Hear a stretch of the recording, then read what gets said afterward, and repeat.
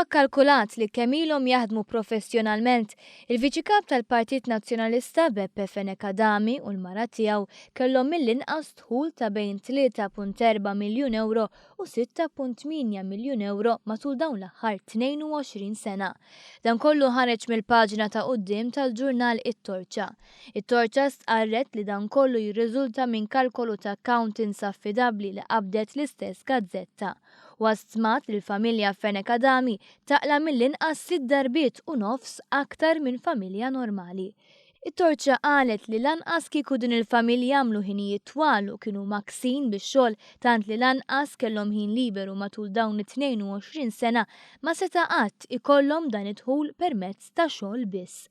Kumpanija ta' awditjar li tkellmet mat-Torċa qalet li huwa umanament impossibbli li żewġ persuni bidħul finanzjarju ta' avukat u notar war li tnaqqas l-ispejjeż tal-infiq tal-ħajja u tara x'inhi l-medja ta' kemm persuna ġemma f'ħajjitha wara 22 sena jifdallhom madwar miljun euro.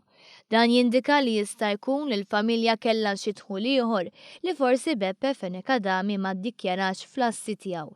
It-Torċa qalet li meta mistoqsi jekk hu għandux xi negozju, il-Viċi Kap tal-Partit Nazzjonalista ma ċaħadx.